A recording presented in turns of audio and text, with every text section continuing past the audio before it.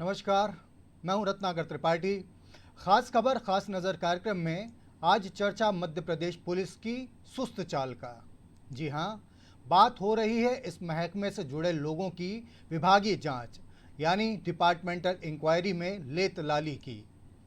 यूं तो ये सिलसिला नया नहीं है, लेकिन इस बार लगता है कि पानी सिर से ऊपर चला गया है। राज्य के पुलिस महानिदेशक यानी डीजीपी विवेक जौहरी ने इस दिशा में सख्ती दिखाई है। उन्होंने निर्देश दिए हैं कि विभागीय जांच के जो मामले 1 साल से अधिक समय से पेंडिंग हैं, उन्हें 45 दिन में अनिवार्य रूप से निपटाया जाए। यदि ऐसा नहीं हुआ तो जांच करने वाले को नोटिस देकर उसके खिलाफ सख्त एक्शन लिया जाएगा। यूं तो 100 दिन पार वाली जांच के मामलों की संख्या कुछ सैकड़ा में है, लेकिन जब बात राज्य की कानून व्यवस्था संभालने वाले महकमे की हो तो यह आंकड़ा गंभीर स्थिति की तरफ ही संकेत करता है। आखिर क्यों जांच की प्रक्रिया च्युइंगम चबाने या रबर खींचने जैसी अंतहीन होती दिखने लगती है? आज के कार्यक्रम में हम इसी की तफ्तीश करेंगे।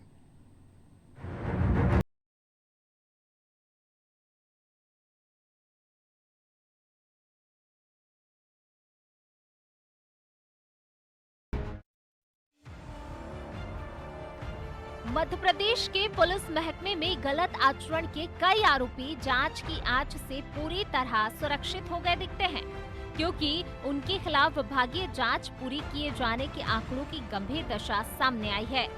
बीते अक्टूबर महीने तक इस तरह की डिपार्टमेंटल इंक्वायरी के 1256 मामले पेंडिंग हैं। इनमें से 584 केस वह हैं जिनकी जांच चलते 1 साल से अधिक का समय गुजर चुका है।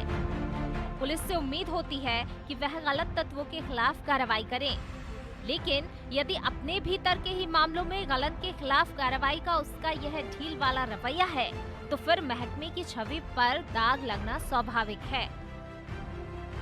इसलिए डीजीपी विवेक जौहरी ने अब इस दिशा में सख्ती दिखाई है। उन्होंने निर्देश दिए हैं कि 1 साल से ज्यादा पुरानी ऐसी जांच में आने वाले 45 दिन में हर हाल में पूरी की जाए। इस फरमान में सिस्टम के किसी लूप होल से निपटने की भी तगड़ी व्यवस्था की गई है। जिनके खिलाफ जांच चल रही है, उनमें से कई का दूसरी जगह तबादला या पदस्थापना हो चुकी है। जाहिर है कि ऐसे में आरोपी के अनुपलब्ध होने की बात के चलते जांच रुक जाती है। इसलिए डीजीपी ने कहा है कि यदि जांच के दायरे में आया स्टाफ कहीं अन्य पदस्थ है, तो उसे तुरंत जांचकर्ता के सामने हाजिर होने के लिए उस जगह से रिलीव किया जाए। ऐसा होने के बाद संबंधित स्टाफ पर यह अनिवार्यता होगी कि वह रिलीव होने के 24 घंटे के भीतर जांचकर्ता को रिपोर्ट करे। जांच की अवधि में ऐसे स्टाफ की छुट्टी लेने पर भी डीजीपी ने रोक लगा दी है। निर्देशों में जांच करने वालों की भी जिम्मेदारी बढ़ गई है। यदि वह 1 साल से पुराने मामले की जांच 45 दिन के भीतर पूरी नहीं करेंगे, तो उनसे सफाई मांगी जाएगी और यदि उनका स्पष्टीकरण संतोषजनक नहीं पाया गया, तो खुद जांचकर्ता के खिलाफ भी कार्रवाई की जाएगी। तो खाकी की छवि को खाक होने से बचाने के लिए डीजीपी ने बहुत सख्त तेवर दिखा दिए हैं। अब देखने वाली बात यह है कि इसका आने वाले दिनों में क्या असर होगा।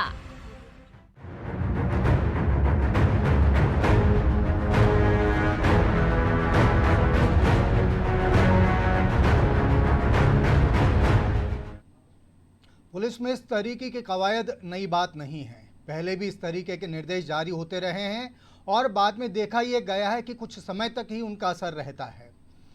राज्य के पूर्व पुलिस महानिदेशक सुभाष चंद्र त्रिपाठी जी फोन लाइन पर हमारे साथ इस मसले पर बातचीत के लिए जुड़ चुके हैं। त्रिपाठी जी, स्वागत है आपका इस कार्यक्रम में।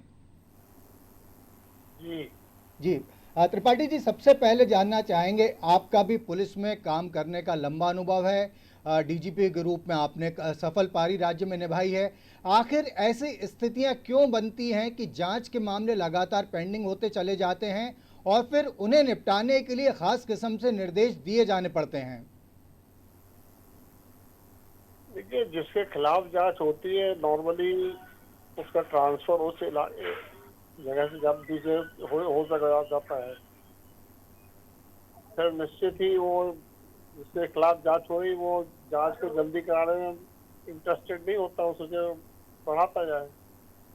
और बाहर से आने के लिए कई उसकी समस्याएं होती है, कहीं खबर पहुंची आना उन्हें का बड़ा इम्पोर्टेंट काम अभी डिलीवरी करेंगे, तो ज़्यादातर उसकी जो चार्जशीटेड व्यक्ति है वो उसकी प्रेजेंस न होने के कारण ही ज़्यादातर देरियां होती हैं।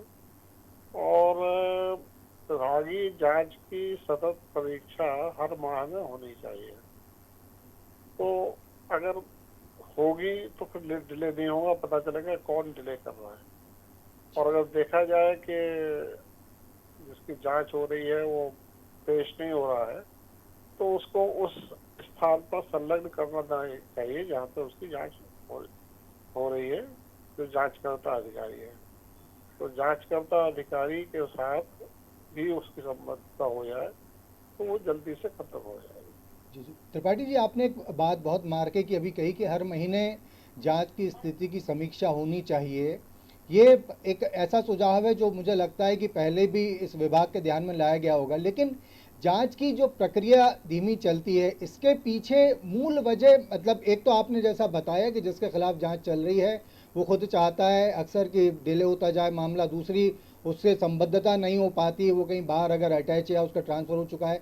सर, इसमें एक चीज़ हम ये ज़रूर जानना चाहेंगे आपके तजुर्बे के आधार पर कि क्या स्टाफ की कमी या फिर विल पावर की कमी, इन दो में से ज़्यादा कौन सा फैक्टर यहाँ काम करता है?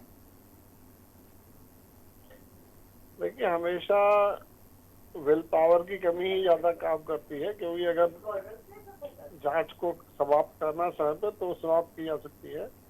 बेसिकली गवाहों को इकट्ठा करना और जिसकी जांच हो रही है उसको भी साथ में रखना।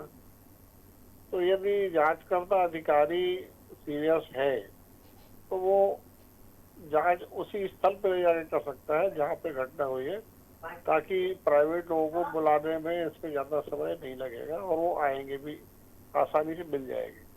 लेकिन अभी जांचकर्ता अधिकारी ने अपने बैठे बैठे दफ्तर में नोटिस दिया इस तारीख को हाजिर हो, अब प्राइवेट आदमी को उसके आने जाने की खर्चा मिलता नहीं है। और जब ट्रांसफर हो गया अफसर का तो जिसने शिकायत की उसका इंटरेस्ट भी कम हो जाता है, उसने कहा हमें क्या करना, अब तो ऑफिस चला ही गया। तो ये भी एक बात होती कि जो गवाह है वो कम मिल पाते हैं, क्योंकि गवाहों को अगर दूर से बुलाना पड़ता है तो गाँव से जाना है तो कौन, कभी मौसम की खराबी हुई तो नहीं आ सकता, कभी संसाधन कमी हुई तो नहीं आ सकता। तो ये सब चीज़ें भी उसमें जुड़ जाती हैं। तो देखना ही होगा कि आखिरकार कारण क्या है, हर एक चीज़ के अलग अलग कारण होते हैं और उसका निपटारा जो जिला का पुलिस अधीक्षक है वो सही तरीके से कर सकेगा, ये देखना चाहिए। जी जी। और अगर उससे कोई दिक्कत है तो अपने सीनियर अधिकारियों से मार्गदर्शन लेके उस चीज़ को, समस्या को हल करें। देखना ये भी होगा कि पेंडिंग क्यों है, केवल ये कि भी पेंडिंग सी खत्म हो, ये नहीं है। इसका पेंडेंसी क्यों है ये देख के उस कारण को निपटाना पड़ेगा, जो कि ज़्यादातर गवाहों के न मिलने या उसके जांच जिसके विरुद्ध है उसको न मिलने के कारण ही जांच में देरी होती है। जी जी। त्रिपाठी जी, आपका जब कार्यकाल रहा तो निश्चित रूप से ऐसी स्थिति से आप भी दो चार हुए होंगे। आप काफ़ी अनुशासन पसंद और सख्त लोगों में गिने जाते रहे हैं। क्या आपने अपने समय पर इस स्थिति से निपटने के लिए कोई ऐसी व्यवस्था लागू की थी जो आपको लगता है कि यदि कंटिन्यू रखी जाती तो आज वाले हालात हमारे सामने नहीं आते? देखिए, व्यवस्था तो सतत प्रशासन में ऑलरेडी है इस तरह की कि कोई भी जांच 45 दिन में खत्म होनी चाहिए, ये परमानेंट निर्देश है। अब अगर समीक्षा होती रहेगी समय समय पर वरिष्ठ अधिकारियों द्वारा और जो जिला के अधिकारियों द्वारा, तो वो इस समस्या ठीक मतलब फिर देरी नहीं होगी। और समीक्षा की अगर देरी हुई या समीक्षा में कोई थोड़ा इरेगुलरिटी हुई तो ज़्यादा देरी हो जाती है। समीक्षा बहुत आवश्यक है और वो हमेशा मतलब जिला स्तर और रेंज स्तर पर सतत होनी चाहिए। उसी कारण ही ये अनावश्यक जो लंबित जांचें हैं उनका निपटारा हो पाएगा। जी जी, त्रिपाठी जी, हमसे बात करने और समय देने के लिए आपका बहुत बहुत धन्यवाद। आपने सुना मध्य प्रदेश के पूर्व डीजीपी सुभाष चंद्र त्रिपाठी को, जिन्होंने एक बात कही कि विभागीय जांच की एक तो हर महीने समीक्षा होनी चाहिए, ज़िला स्तर पर, रेंज स्तर पर भी इनकी समीक्षा होनी चाहिए, और एसपी को चाहिए कि यदि ऐसे मामले लगातार बढ़ते चले जा रहे हैं तो अपने वरिष्ठ अधिकारियों को इत्तला करे। आखिर ये उस महकमे की बात है जिसके ऊपर प्रदेश की कानून व्यवस्था की जिम्मेदारी है। यदि वहीं संदिग्ध आचरण वाले लोग यदि जांच से बचे रहेंगे, जांच से बचे रहेंगे, तो जाहिर सी बात है कि वो कार्रवाई से बचे रहेंगे, और यदि वो कार्रवाई से बचे रहेंगे तो इसका पुलिस विभाग में कोई अच्छा संदेश कतई नहीं जाएगा। ऐसी स्थिति में यदि डीजीपी विवेक जौहरी को एक बार फिर इस दिशा में निर्देश जारी करने पड़े हैं, और ये भी गौरतलब बात है कि 45 दिन में जांच के पहले से ही व्यवस्था लागू है। यदि डीजीपी को नए सिरे से निर्देश देने पड़े तो इसका मतलब है कि इन व्यवस्थाओं का, जो पुरानी व्यवस्थाएं हैं, उनका पुलिस महकमे में ही ठीक से पालन नहीं किया जा रहा है, उनकी तरफ पूरी तरीके से ध्यान नहीं दिया जा रहा है। तो वास्तव में स्थिति थोड़ी सी गंभीर हो जाती है। और अभी ज़रा देर पहले की खबर है कि मध्य प्रदेश अब आगे इस विषय पर बात करने के लिए हमारे साथ पूर्व IPS officer doctor GK Pathak ji phone line पर जुड़ चुके हैं। पाठक जी, स्वागत है आपका इस कार्यक्रम में। जी नमस्कार। जी नमस्कार। पाठक जी, सबसे पहला सवाल तो ये उठता है कि आखिर क्यों ये स्थिति बनती है कि बार बार इस तरीके के निर्देश देने पड़ते हैं कि विभागीय जांच के लंबित मामले लगातार बढ़ते चले जा रहे हैं और उन्हें समय सीमा में निपटाया जाए। आखिर लैक्यूना सबसे बड़ा कहाँ पर नजर आता है आपको? देखिए, होता क्या है कि जो विभागीय जांच है उसको निश्चित रूप से उसकी समय सीमा में 45 डेज में लोग पूरा करना चाहते हैं, लेकिन समस्या ये रहती है कि कभी जिसकी विभागीय जांच होती है वो नहीं आ पाता है, कभी जो है जो क्या कहते हैं, जो विटनेसेस है वो नहीं आ पाते हैं। तो बड़ी समस्याएं रहती हैं। इन समस्याओं के कारण विभागीय जांच समय पर पूरी करना बड़ा मुश्किल रहता है। तीसरी बात ये होती है, जो विभागीय जांच करता पुलिस विभाग का अधिकारी है, लॉ एंड ऑर्डर दूसरे कारणों से कई बार वो इंगेज रहते हैं, वो नहीं ले पाते हैं। तो सैद्धांतिक रूप से सही है कि 45 दिन में 30 दिन में पूरी कर ली जाए जब हम ऑर्डर करते हैं, लेकिन व्यवहारिक परेशानियां ये हैं, इसका एक ही समाधान है कि आप जिसकी विभागीय जांच है उस अधिकारी के पास एड्रेस कर दो और साक्ष्यों को थोड़ा प्रभावित करके कि वो समय पर आ जाए, ताकि वो बेचारा जिसकी विभागीय जांच है वो समय पर पूरा हो जाए। इसके लिए कोई न कोई एक सिस्टम बनाना पड़ता है। कई अधिकारी बनाते हैं तो बहुत जल्दी पूरा कर लेते हैं, जो नहीं बना पाते हैं तो उनके पास विभागीय जांच लंबी चलती। जी जी, निश्चित रूप से आपने कहा कि जो लोग सिस्टम बना लेते हैं उनके मामले जल्दी निपट जाते हैं और जो लोग इस दिशा में काम नहीं कर पाते हैं, तो इसका मतलब ये कि सिस्टम हमें एक सिस्टम विद इन सिस्टम की एक ऐसी रिक्वायरमेंट महसूस हो रही है जिससे इस तरीके के मामलों में जल्दी से जल्दी कार्रवाई हो सके। पाठक जी, आवाज़ पहुंच रही है आप तक मेरी? पाठक जी से हमारा संपर्क कट गया है। जी के पाठक जी ने व्यवहारिक समस्याएं गिनाई, उनका पुलिस में काम करने का लंबा अनुभव रहा है, दक्ष पुलिस अफसरों में उनकी गिनती होती है, और उन्होंने एक बात बताई कि प्रैक्टिकल प्रॉब्लम्स इतनी ज़्यादा हो जाती हैं कि जांच करने वाला स्टाफ लॉ एंड ऑर्डर में भी लगा हुआ है, जिसके खिलाफ जांच चल रही है उसका कहीं और तबादला हो गया है। तो उन्होंने कहा है कि इस तरीके से सिस्टम बनाया जाए। जी के पाठक जी फिर हमारे साथ जुड़ गए हैं। पाठक जी, आपने जो बात बताई व्यवहारिक समस्या वाली, और आपने कहा कि कुछ लोग यदि अपना एक सिस्टम डेवलप कर लेते हैं तो जल्दी इस दिशा में उनकी प्रगति हो जाती है, तो क्या ये माना जा सकता है कि पुलिस डिपार्टमेंट में इस दिशा में ट्रेनिंग या किसी तरीके का ऐसे खास मॉड्यूल को अपनाने की सख्त ज़रूरत महसूस होने लगी है जिसके चलते जांचकर्ता सभी एक ही तरीके का काम करते हुए जल्द से जल्द इस काम को पूरा कर सकें? देखिए, क्या है कि जैसे जहां विभागीय जांच होती है, कुछ विभागीय जांच एसडीओपी या सीएसपी के पास रहती हैं, कुछ सीनियर ऑफिसर्स की एसपी के पास रहती हैं, और कुछ एडिशनल और कुछ डीआईजी के पास रहती हैं। तो जितने हमारे हायरार्की में चैनल हैं, इन चैनलों को चाहिए, ये चैनल समीक्षा करते हैं कि कहाँ पे विभागीय जांच अटकी है। हर महीने हर एक विभागीय जांच की समीक्षा होती है। उस समीक्षा में वो औपचारिक ना हो करके अगर जेन्युइन हम ये करें भाई कि आपको ये टारगेट दिया जाता है, इस दिन में आप इसको पूरा करिए, और उस टारगेट के अनुसार जो गवाह नहीं आ रहा है सीनियर लेवल पे भी उसको, जैसे माना एक जो विटनेस था, फॉर एग्जाम्पल आज भोपाल में पोस्ट था, जब विभागीय जांच होती है विटनेस चला जाता है खरगोन, तो टॉप लेवल पे ये कोऑर्डिनेट करना पड़ता है।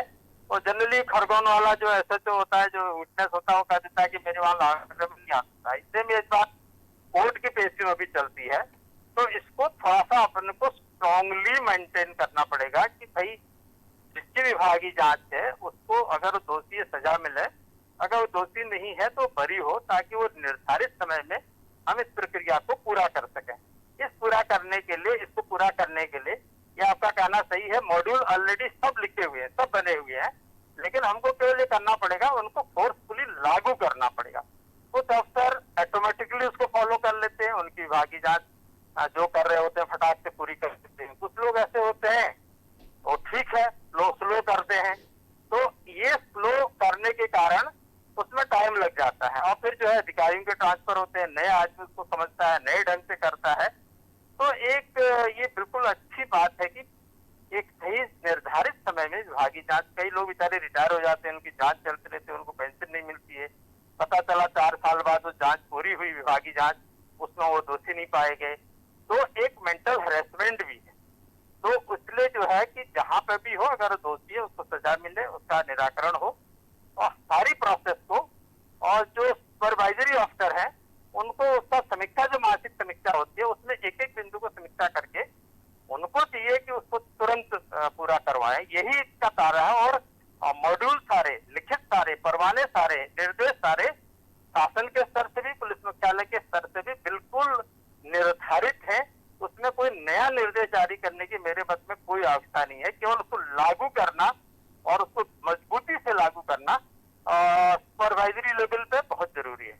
जी डॉक्टर जी के पाठक, हमसे बात करने के लिए आपका बहुत बहुत धन्यवाद। हमने सुना रिटायर्ड आईपीएस ऑफिसर डॉक्टर जी के पाठक को, जिन्होंने कहा कि मॉड्यूल पूरा मौजूद है, सिस्टम पूरा मौजूद है, उसके अकॉर्डिंग पूरी तरीके से काम करके इस समस्या से निजात पाई जा सकती है। क्योंकि इसमें कई बार उस आदमी के साथ नाइंसाफ़ी हो जाती है जो जांच के चलते रिटायर हो जाता है, सारी उसके बेनिफिट्स, सारी फैसिलिटीज़ रुकी रहती हैं, और उसके काफ़ी समय बाद यदि उसे बेगुनाह साबित किया जाए तब तक बहुत वक्त गुजर चुका होता है। अब लिए चलते हैं आपको स्टूडियो में, जहां इसी मसले पर बात करने के लिए हमारे साथ हमारे ब्यूरो हेड ब्रजेश चौकसे जी जुड़ चुके हैं। ब्रजेश जी, सबसे पहली चीज़ तो ये है कि हमने अभी पूर्व डीजीपी सुभाष चंद्र त्रिपाठी जी और पूर्व रिटायर्ड आईपीएस ऑफिसर डॉक्टर जी के पाठक से बात की, लेकिन इसके साथ एक पॉइंट में और ऐड ऑन करना चाहूँगा। थोड़ी देर पहले के एक मैटर है जिसमें राज्य सरकार ने भी कहा है कि भाई वो 2050 का फॉर्मूला लागू कीजिए, जिनकी 20 साल की सर्विस हो चुकी है या जो नौकरी में करते हुए जो इनकी उम्र 50 साल से ज़्यादा हो चुकी है, उनका परफॉर्मेंस देखा जाए, यदि उनकी सीआर में 50% से कम नंबर हैं तो उनके खिलाफ कार्रवाई करने के संकेत मिल रहे हैं। इधर पुलिस में भी जो विवेक जौहरी साहब ने कल जो एक फरमान जारी किया है, सवाल ये उठता है कि जब ये व्यवस्थाएं पहले से ही लागू हैं तो उन्हें क्यों आए दिन रिवाइव करने की दिशा में, ऐसा लगता है फिर किसी भूत को उठाकर खड़ा कर दिया और कार्रवाई करने का डर दिखाकर। आखिर सिस्टम मौजूद है, जब व्यवस्थाएं पहले से मौजूद हो तो बार बार निर्देश देने की जरूरत क्यों पड़नी चाहिए?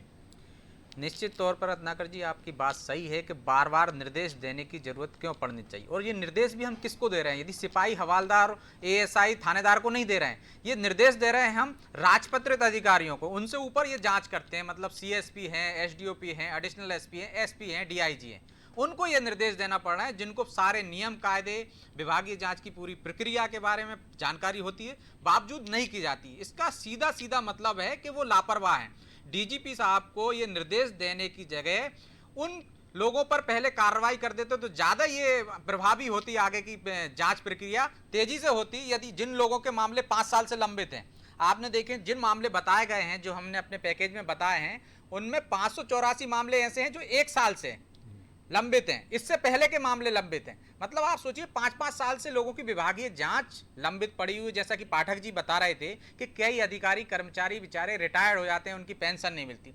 2 तरह से शोषण होता है उनका, एक तो उनको प्रमोशन नहीं मिलता, और यदि जो अधिकारियों के करीबी हैं, जिनको बचाना है, उनको आपने 45 दिन में चार्जशीट नहीं दी तो वो ऑटोमेटिक बहाल हो जाता।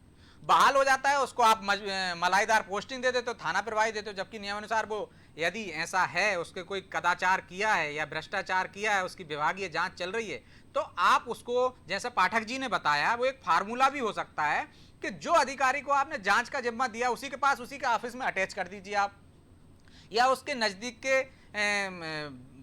थाने में अटैच कर दीजिए।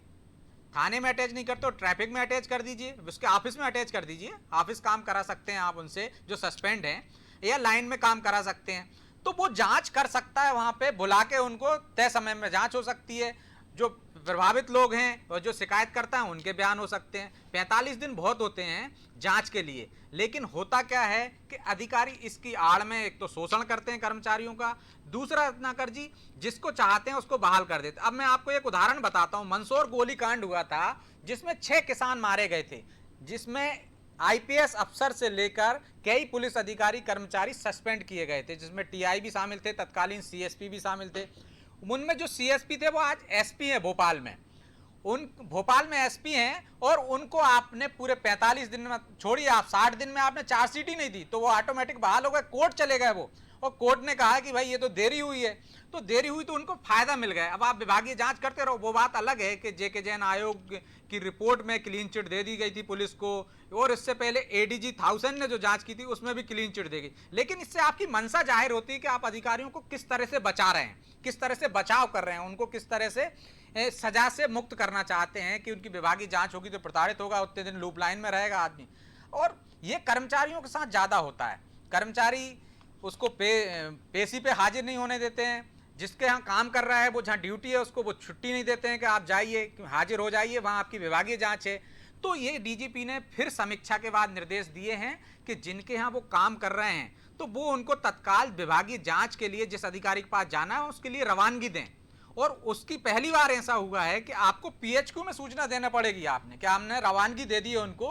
ये सुपरविजन में एक नया वो जोड़ा हुआ है उनने कि भाई जो सुपरविजन काम आईजी को और एडीजी को करना चाहिए रेंज में, वो पुलिस मुख्यालय को करना पड़ रहा है। पुलिस मुख्यालय को सूचना देना पड़ेगी आपको कि आपने उनको रवानगी दे दी है, वहां से यदि पेशी के लिए नोटिस आया, बुलावा आया संबंधित अधिकारी के पास से, तो हमने रवानगी दे दी है। 24 घंटे में एआईजी एडमिन को आपको सूचना देना पड़ेगी मेल पे कि हमने छोड़ दिया, और उसके लिए भी बाध्यता तय की गई है कि आपको 24 घंटे में जहां भी आप हो उस जांचकर्ता अधिकारी के ऑफिस में आपको हाजिर होना पड़ेगा। तो ये पहले से लागू हो जाता है, जैसे कि पाठक जी कह रहे हैं एक फार्मूला बना दो, या वो फार्मूला बना दो, या सुपरविजन करो आप 1 महीने में, और जो जिम्मेदार अधिकारी हैं जो जांच नहीं कर रहे हैं उन पर स्पष्ट कारण पूछो, और उनकी लापरवाही आपको दिखती है तो दंडित कीजिए। इससे एक आगे की जो लंबित प्रकरण हैं जो तेजी से निराकरण हो सकेंगे। जी ब्रजेश जी, लेकिन एक सवाल ये भी आता है, जो हमने थोड़ी देर पहले जीएडी के सर्कुलर की बात की, या हमने बात की जो डीजीपी ने कल जो निर्देश जारी किए, मध्य प्रदेश में कहा जाता है कि भाई हम मोदी के हिसाब से, पीएम नरेंद्र मोदी के हिसाब से चीज़ों को आगे बढ़ेंगे करेंगे। प्रधानमंत्री नरेंद्र मोदी ने गलत तरीके से काम करने वाले अफसरों, संदिग्ध छवि वाले अफसरों के खिलाफ बड़ा एक अभियान छेड़ के रखा है उन्होंने कि इनको अनिवार्य सेवानिवृत्ति दे दी जाए, नौकरी से इनको और बर्खास्त कर दिया जाए।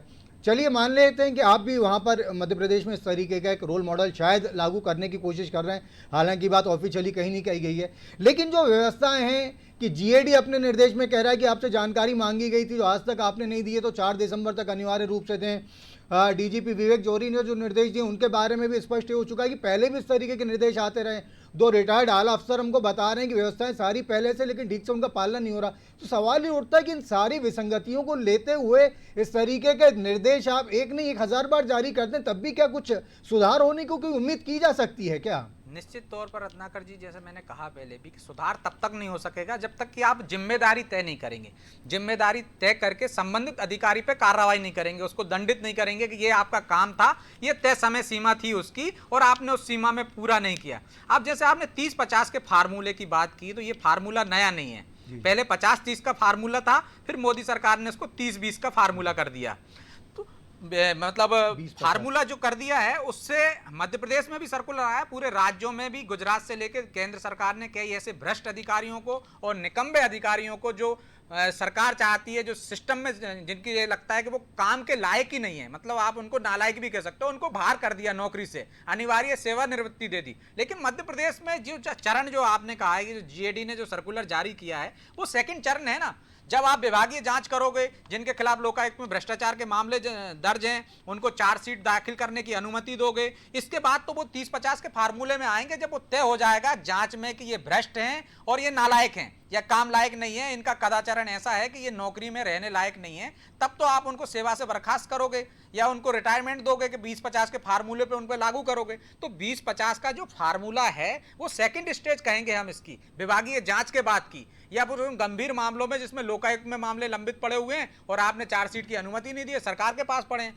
आला अफसरों के पड़े हैं, IPS IAS अधिकारियों के पड़े हैं। आपने देखा होगा लोकायुक्त में पटवारी तहसीलदार उनके खिलाफ कार्रवाई हो जाती है, चार्जशीट दाखिल हो जाती है, उनको आप बर्खास्त कर देते हो। आला अफसरों पे क्यों कार्रवाई नहीं होती? क्योंकि इनको बचाने वाले भी वो ही हैं। हम देखते हैं कि ADG पे आरोप लगता है तो उसकी जांच आप एक एडिशनल SP को, SP स्तर के अधिकारी को जांच सौंप देते हो, तो कैसे वो जांच करेगा? उज्जैन का ही मामला है, एक वीडियो वायरल होता है, इसके बाद उन अधिकारी की जांच एक निचले स्तर के अधिकारी को दे दी जाती है। तो आप बताइए कि छोटा अधिकारी, कर्मचारी वरिष्ठ अधिकारी से कैसे जवाब सवाल कर सकता है? तो ये जांच की जो खामियां हैं ये सब अधिकारियों के नॉलेज में हैं, DGP के भी नॉलेज में, सरकार के भी नॉलेज में, लेकिन कुछ नहीं होता। बड़े अधिकारियों को बचाने के लिए खुद ऐसी ढील दी जाती है। अब ADG special DG Purushottam Sharma का ही मामला ले लीजिए, उनको आपने सस्पेंड कर दिया है, लेकिन सस्पेंड करने के बाद आगे की कार्रवाई में आप यदि ढील दोगे तो वो स्वतः ही बहाल हो जाएंगे या कोर्ट चले जाएंगे। नीचे का कर्मचारी क्या है, वो गरीब कर्मचारी है, उसके पास इतनी क्षमता नहीं होती, इतनी आर्थिक मजबूती नहीं होती कि वो हाईकोर्ट में जाके खड़ा हो जाए, वहां की फीस दे सके, तो वो प्रताड़ित होता रहता है और रिटायरमेंट के बाद भी भुगतता रहता है। तो ये सिस्टम में चेंज करना पड़ेगा, आपको सख्ती से पालन करना पड़ेगा। जैसे शिवराज जी की मंशा है, जिस तरह से उनके तेवर दिख रहे हैं, और जैसे मोदी की मंशा है कि भाई जो काम करने लायक नहीं है उनको हटा के नए युवाओं को, नए जोश को मौका दें, ताकि काम तय समय में, जो आज की जरूरत है, राजनीति की भी जरूरत बन गई है और समाज की भी जरूरत बन गई है और विभागों की भी जरूरत बन गई कि तय समय में काम चाहिए। अब 5 वर्षीय, 10 वर्षीय और 20 वर्षीय योजनाओं की जरूरत नहीं है, आपको तय समय में, जैसे आप महिलाओं पे अपराधों में आपने कानून बना दिया कि आपको कितने समय में चार्जशीट पेश करनी है, कितने समय में जांच पूरी करनी है और फास्ट ट्रैक कोर्ट में चलना है। तो जब आप तेजी से काम करोगे तो तेजी से न्याय मिलेगा। न्याय में देरी भी अन्याय के कारण बनती है। बिल्कुल। ब्रजेश जी से हमने अभी बात की, हमारे ब्यूरो हेड ब्रजेश चौकसी जी को आपने सुना, जिन्होंने बताया कि सिस्टम के अंदर इतने सारे लूप होल्स हैं जिनके चलते विभागीय जांच के मामलों में बहुत ज़्यादा विसंगतियां सामने आती हैं। उन्होंने खास बात रेखांकित की, वो ये कि आला अफसरों के मामले में तो ये होता है कि उन्हें बचाने की कोशिश कर ली जाती है, लेकिन जो निचले तबके का जो स्टाफ रहता है पुलिस का, जो हाई कोर्ट में नहीं जा सकता, वहाँ की फ़ीस अफोर्ड नहीं कर सकता, जो अपने अफसरान के खिलाफ खड़े होने की हिम्मत नहीं जुटा सकता है, उसकी इस सारे सिस्टम में बहुत ज़्यादा दिक्कत हो जाती है। सिस्टम को ठीक किए बगैर पुराने निर्देशों को नए सिरे से जारी करने का बहुत ज़्यादा कुछ असर होता नज़र नहीं आता है। फिर भी उम्मीद की जानी चाहिए कि DGP विवेक जौहरी ने जो निर्देश जारी किए हैं उनसे पुलिस विभाग में एक सुधार की शुरुआत होगी, जांच का काम जल्दी पूरा होगा, जांच प्रक्रिया जल्दी पूरी होंगी, दोषियों को दंड मिलेगा और निर्दोषों को इंसाफ मिलेगा। अब आज का कार्यक्रम समाप्त करने की इजाज़त दीजिए, आपसे फिर मुलाकात होगी, तब तक के लिए नमस्कार।